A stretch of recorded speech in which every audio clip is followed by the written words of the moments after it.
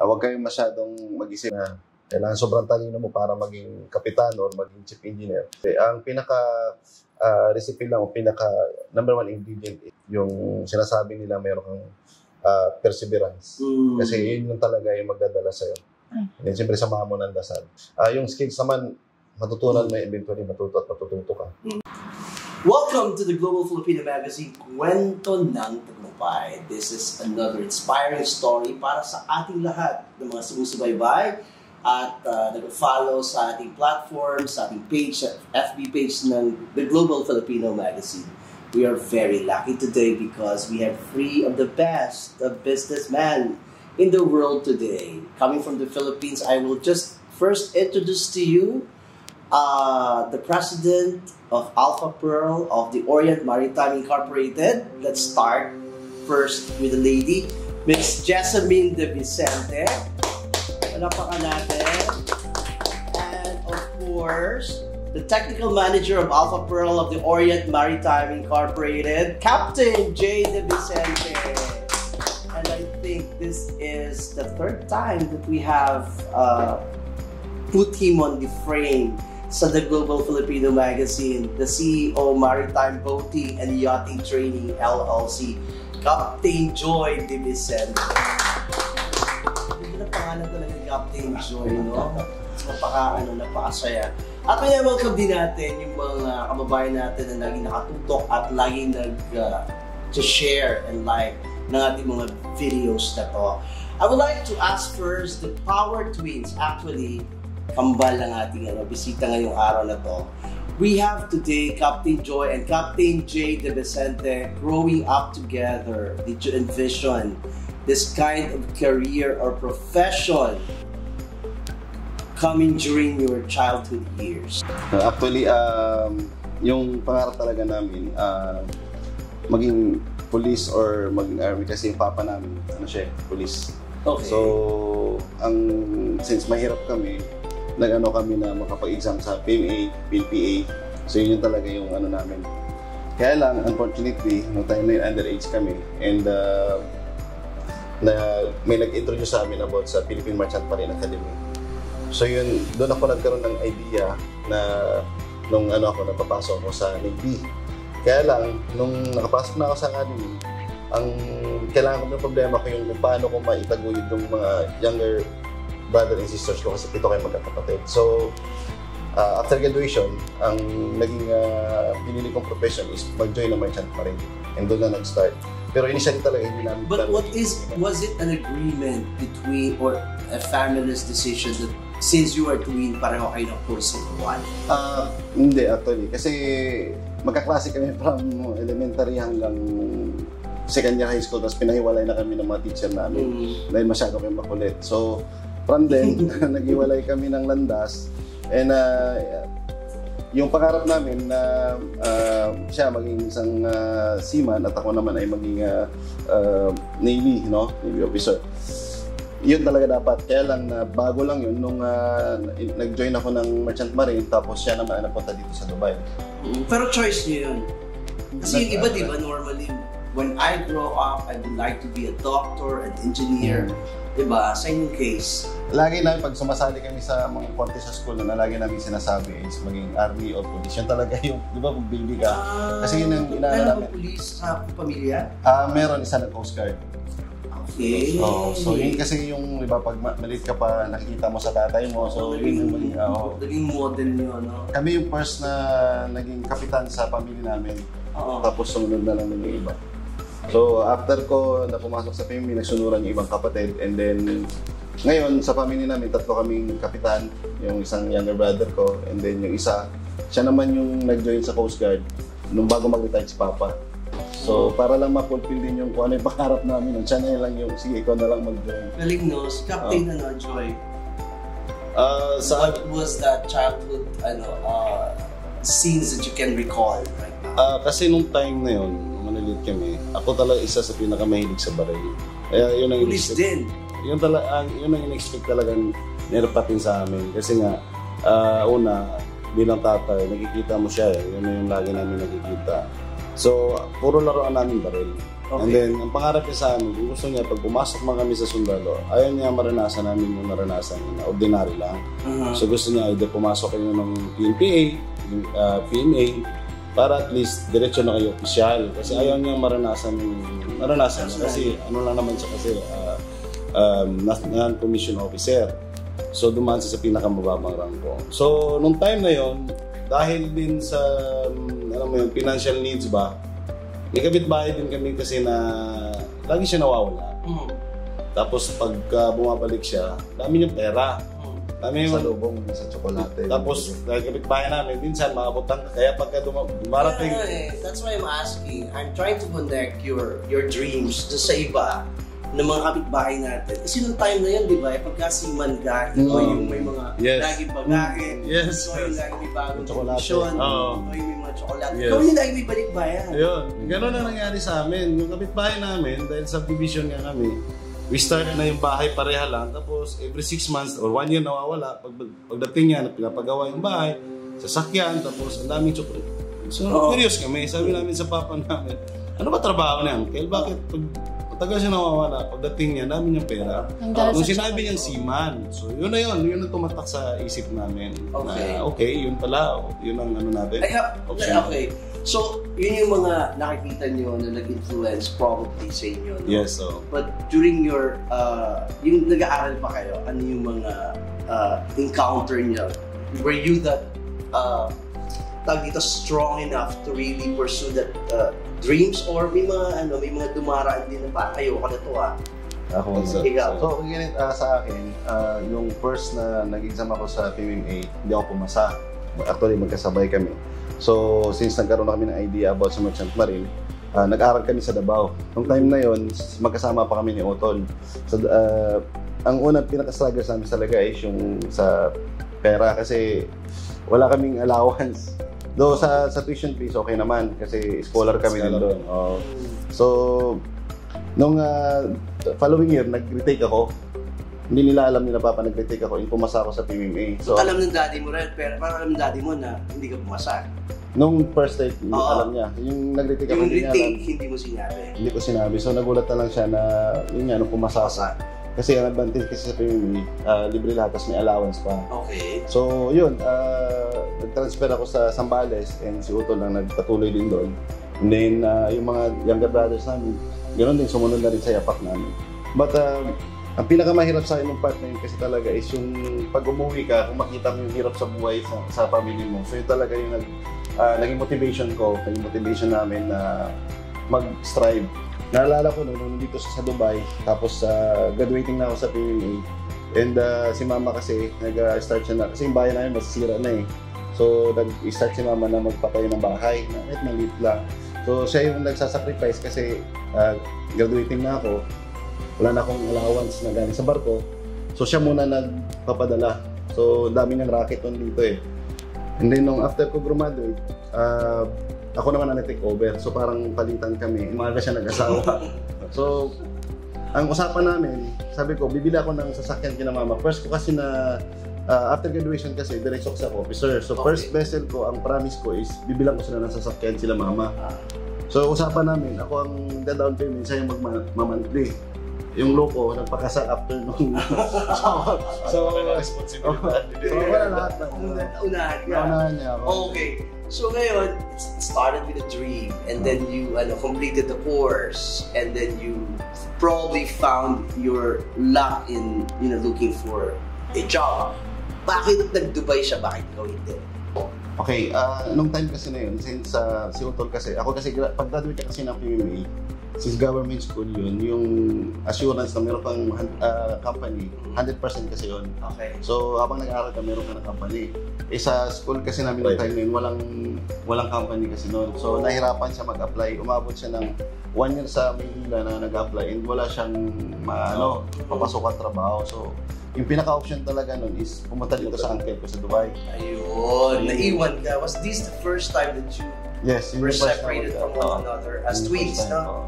Okay. So ngayon, dumating na sa point that ilang taon ka na sa Dubai, Captain Joy? 15 years ngayong February. 15 years, di ba? 21 ako dito pumunta eh.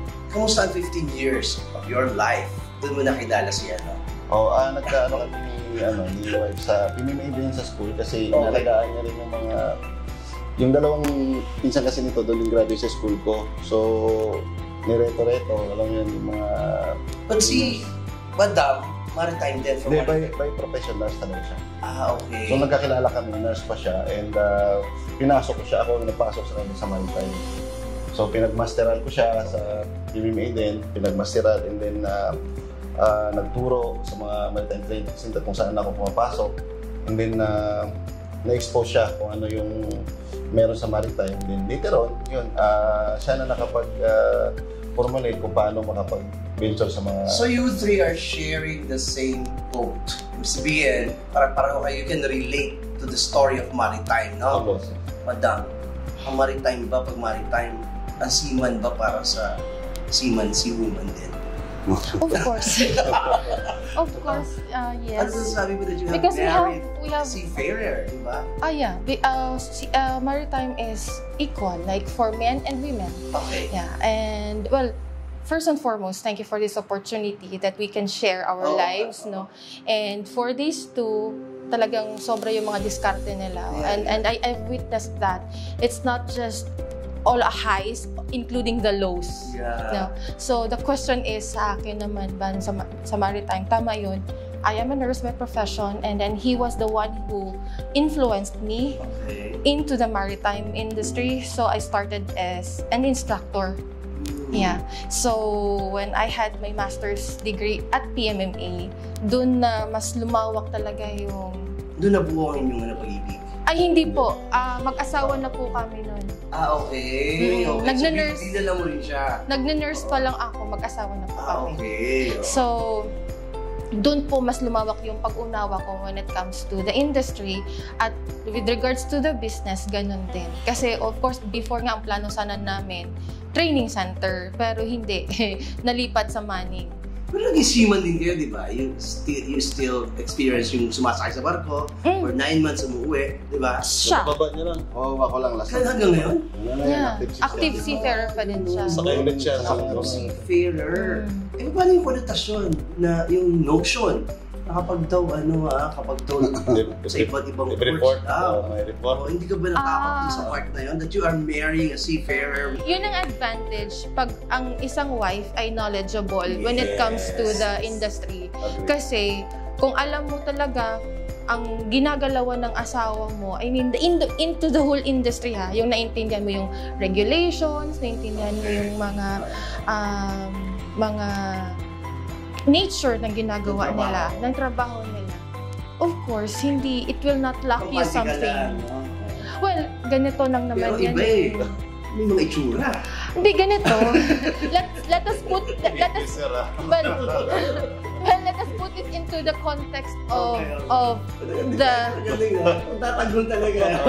No. I'm just saying, kasi mali kasi ang... Kasi kawawa din naman yung ibang napapagbintangan, di ba? Mali kasi yung informations na nabubuo sa social media. Correct. Pag knowledgeable ka kasi dun sa bagay na yon, hindi mo iisipin na kayang gawin. Kasi hindi naman po allowed talaga na may mga sumasampa. Kasi may batas na ngayon. What you call that again? Sa ISPS. ISPS. Okay. Pero kung pag-uusapan natin yung context ng paglalandi ng asawa mo, labas na po yun. How does it feel to have this kind of opportunity like the companies that you have established, Alpha Pearl, the Orient Maritime Incorporated, and Maritime Boating and Yachting Training LLC? Big time, no? Well, it started first with actually desire ng asawa ko kasi pareho naman, well, as a husband and wife, we have that same parang vision na hindi naman talaga forever ang pagbabarko. So, he has that vision, especially in helping. Yun talaga primarily. I always hear this from him, helping. Opportunities. And I just put it into context of business. Correct. Ganon lang siya. Kasi sa bansa natin, sa Pilipinas, ang dami kasi mga technicalities. It's not just the technical person in charge or the manager, it's beyond that. It's beyond that title, no? He is just, I mean, yung heart na nanggaling sa kanya, na bilang asawa na naintindihan mo yung maritime. Kasi ang definition ng maritime is not just about sumasakay sa barko. Meron kasi din tayong tinatawag na yung nag-i-educate ka, tinitrain mo yung mga sumasakay sa barko. Meron din naman yung mga nagsusupply. So, ang dami, ang lawak ko kasi, ang lawak ng scope pag sinabi mong maritime. And, paano ba? Mag-establish ng ganito. Well, first, ano siya, very rewarding, no? Especially sa forte niya, ni Jay, na talagang into people. No? Kaya, it's not only business that you are always tackling with it, but may puso. Diba? Yes, exactly. Kasi ang business, kasi pag wala ding puso, at wala yung pinaka-core ng sarili mo, at hindi mo naiintindihan, I don't think that the whole menu is not complete. Correct. Okay. So thank you very much. Maritime is important because it is a major source of employment all over the world. In what aspect do you think? If no shipping, there's no shopping. From the wife's point of view ba yan? No, kasi naman lahat ng commodities natin, talagang ang barko ang So, let's say for example, sa case ko, ang kargada namin o cargo namin na kinikerry is LPG carrier. Yeah. So, pagka yung LPG or hindi kayo makapag-supply ng LPG, walang iluluto sa bahay. Ang galing, no? There's no shipping, there's no shopping. Exactly. Stop yung... Yeah. And as you can see, during the pandemic, ang shipping hindi natigil maliban sa cruise ships. Yes. Kasi those are pleasure. Okay. There's a research that around 229,000 Filipino workers are on board merchant shipping vessels around the world at a given time. Overall, Filipino sea-based workers comprise more than 25% of 1.5 million mariners worldwide, thus becoming the single biggest nationality block in the shipping industry. Bakit sa palagay nyo na-engage ang mga kababayan natin sa pagiging seaman, sa pagiging seafarers? Ako muna. Siguro sa akin na nakikita ko dyan, una, yun lang yung pinakamadaling opsyon eh. Una, alam mo naman sa atin, ang hirap ng buhay. Tapos, lahat gustong kumita ng dollars. Yun na yung way para makatulong tayo sa pamilya natin eh. So, yung pagiging seaman kasi, maraming maritime school na nag-o-offer ng mga scholarship. Hindi siya ganun ka tatagal pag-aralan compare sa other courses. Hindi siya katulad ng halimbawa, nurse, kailangan mo ng board exam. Tsaka ilang milyon ang gagastusin mo pag nag-aaral ka. Sa seaman, 3 years lang kasi yung yung sa academic mo. And then after nun, on-board yung apprenticeship mo, is bayad ka na. At paano may allowance ka na. So, I think yun ang isang dahilan. At same time, lahat dahil napapaligiran tayo ng island, di ba? So, yun yung isang dahilan siguro. So, hindi yata madali, no? Yung academics, hindi rin simple, no? May perang involved. May mga trainings, di ba, that you have to really consider. So, kailangan din ng pagsusumikap sa pag-aaral, pera. Balanse kailangan. Sa akin, siguro ang pinaka-ano ko, rewarding kasi yung pagiging seaman eh. Kumbaga yung ROI mo, pag talaga masipag ka, mabilis siya. Sige, mabilis siya. Let's say for example, sa younger brother ko, doktor siya. Nag-aaral sa for like 10 years. Di ba? Tapos, alam mo yun, grabing pag-aaral. Pero pag nag-aaral ka ng seaman, and talaga magsisikap ka, kasi after graduation, 10 years after graduation, maging kapitan ka ng barko. So yung ROI mo, o yung magiging sahod mo, talagang, alam mo yun, pwede kang makabuelo ka agad para makatulong ka, or mag-invest ka para sa family mo, or sabihin natin sa career mo rin, or sa sarili mo man. I'd like to quote the last part of your question that was like, can you say it again? Bakit i-engage? Yeah, kasi economically, tama. Economically, yun, tama yun. But when it comes to Filipinos, in the research, as you said, malaking chunk na yon sa buong mundo. And why Filipinos? Number one, we are resilient. When it comes to language, when it comes to the adaptability of food, skills, the competencies, the character of Filipino that has the drive for the families. That is somehow our in totality a strength among. So kaya talagang engaging talaga siya. Not just about the economically providing or the ROI or something into the education na madali. I'm not saying na madali ang pagiging, ang pag-aaral ng seaman. Hindi. Kasi sa totoo lang, pag nasa barko ka, kasi I experienced to be on board. Although not that long, sinama niya ako. Well, it's a skill. Sinama din ako ni Joy sa yate niya. Parang siya, ang hirap, hindi mo ma-imagine kasi wala siya kung nagda-drive ka, wala kang side mirrors eh. And how do they do it? It's a skill actually. And not everyone has the license of being a captain, became a real captain. Pero sila talaga, totoong kapitan. Nadaan ka rin sa butas ng karayo. Exactly. I'm not saying nga na madali lang. Because people are looking at it as like, madali lang yan. Yeah, kasi diba? gano'n. Hindi. Kasi sumakay ka anak sa barko. Exactly. Kayaman tayo. Hindi talaga. And people are thinking like a seaman, mayaman lahat. Yeah. Hindi it's a matter of talaga.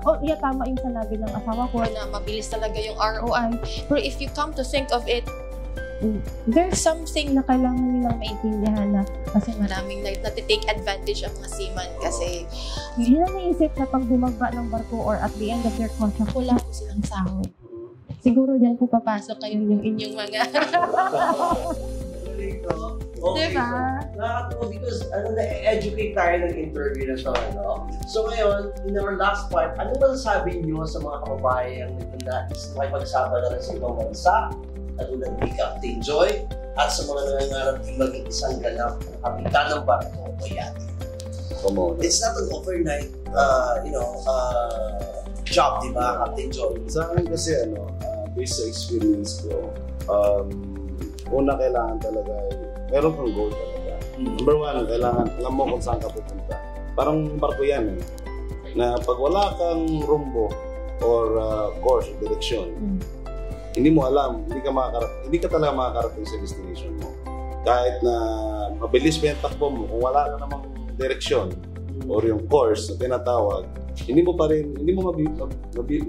madadala yung barko mo sa gusto mong pupuntahan. Pero kung mayroon kang course o direksyon, kahit mabagal yan, kahit may bagyo, kahit malaki yung alon, mabagal yung takbo mo, mararating mo yung gusto mo puntahan dahil mayroon kang direksyon. So sa akin, ganun din siguro sa career.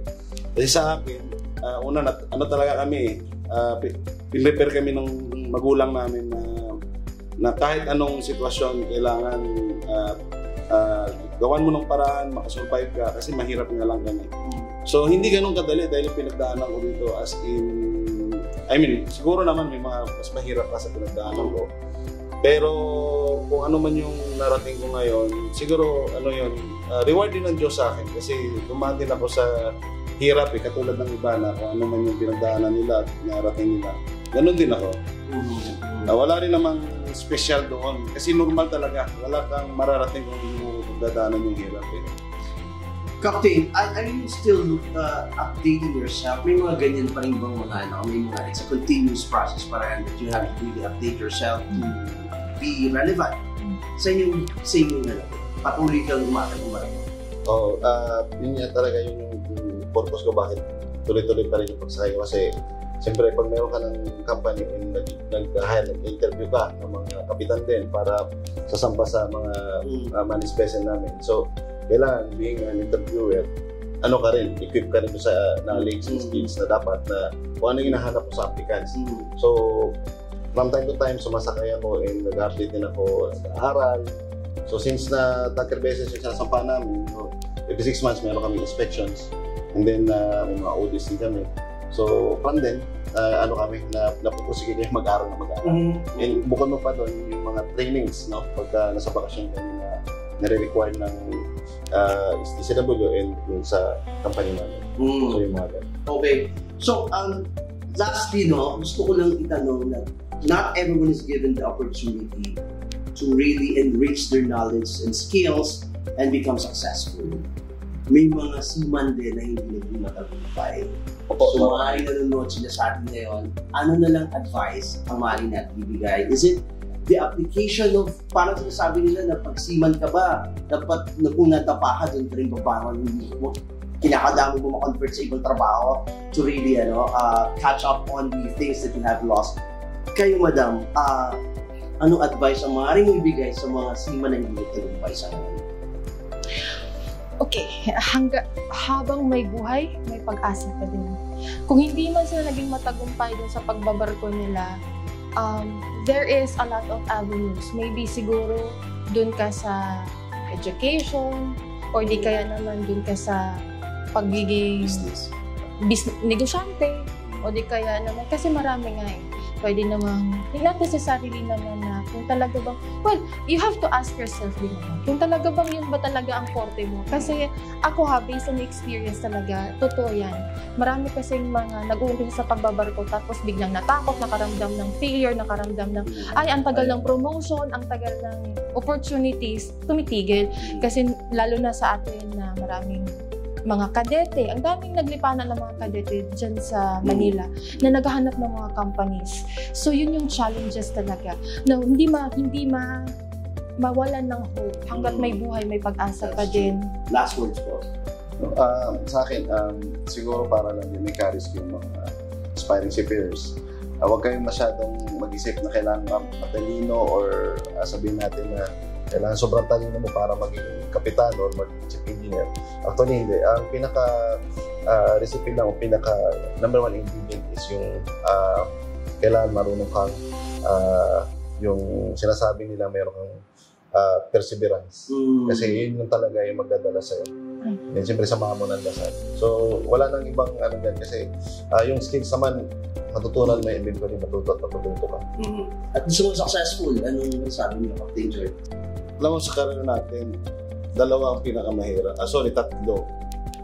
Yung unang stage ang pinakamahirap kasi hindi mo alam kung ano yung harapin mo eh. Pangalawa, yung sa gitna, yung pag-ano mo ng from halimbawa, supervisor to manager.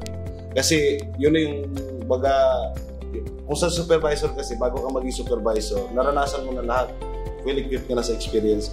Pag lumipat ka sa manager level, panibago yun ang karir mo.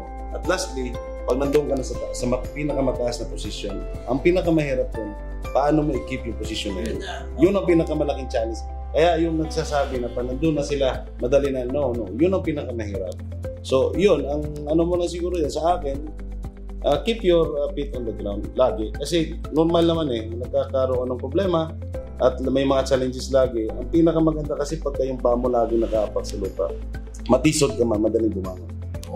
May gusto ko idagdag doon. Ang sarap magpito. Kasi doon sa mga nagiging successful na ng mga seaman, ang pinaka-key na nakikita ko sa kanilang common sa kanila bilang kapitan, mentor. Hindi sila madamot sa mga kung ano man ang meron sila. Hindi sila madamot sa knowledge and not even madamot sa pocket nila na tutulong. Mentor. Nagme-mentor sila at hindi nila wini-withhold kung ano yung kaya nilang gawin. Kaya nilang ibigay. Ganda, no? Kulang na kulang oras natin pero palagay ko sa nakapanood, marami tayong napulot na mga aral nila sa mga dalubhasang seafarers natin kasama ngayon. Nakakamera siguro tayo na susunod na part. They are from the Philippines, so let's just make them enjoy the rest of their stay here. Bye everyone, God bless and stay safe.